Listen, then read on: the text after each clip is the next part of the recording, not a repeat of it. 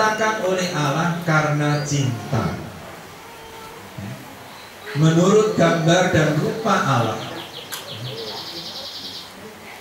Setiap orang pribadi mampu mengenal diri, menguasai diri, dan bebas memberikan dirinya dan masuk dalam persekutuan dengan orang lain.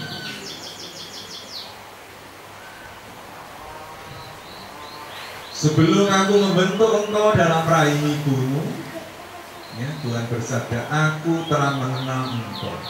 Ya, maksudnya sebelum kita itu dibentuk, Allah itu sudah punya gambaran, ya, punya rencana. Seperti kalau kita misalnya ingin sebuah bangunan, saya ingin sebuah bangunan yang begini-begini, kita membuat gambaran, ya, kurang kasar, ya. Oh, nanti begini tempatnya nih. Seperti kita, ya. Jadi Allah itu tidak sekedar mencetak, ya, mencetak kita masing-masing. Tidak, setiap kita itu diciptakan dengan penuh cinta. Kita ini sudah dikandung dalam hati Allah. Kita dipikirkan olehnya. Kita ini dikehendaki. Kita ini dicintai. Kita ini dibutuhkan oleh Allah. Terus dosa itu berarti rusaknya harmoni relasi dengan Allah. Kita mengambil tempat Allah dan menolak mengakui keterbatasan kita sebagai makhluk ciptaan. Jadi kita mau menjadi Allah sendiri, maksudnya mau mengatur hidup kita sendiri. Nah, ini perhatikan, ini juga terjadi pada kita yang mengatakan diri orang-orang beriman.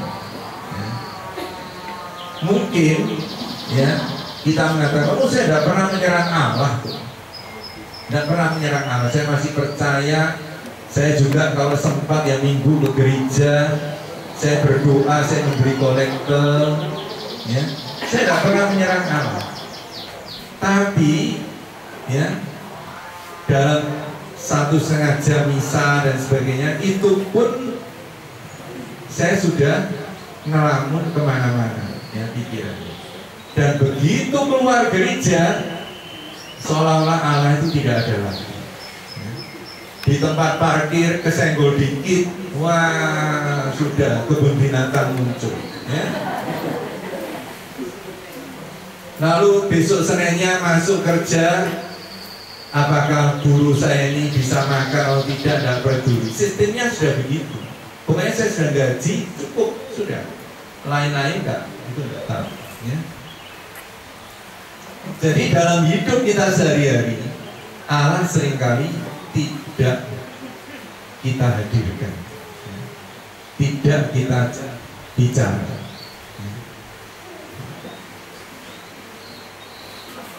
Jadi relasi, perhatikan, relasi itu rusak bukan hanya kalau kita saling menyerang, ya. Coba, ya, kalau suami istri, ya, suami istri, ya, sama-sama kerja, ya, pulang malam sudah tidak pernah ketemu lah, boleh dikatakan, ya, tidur bersama tapi tidak ada relasi sama sekali. Kami tidak pernah saling menyerang, tapi ya rusak. Rusak enggak?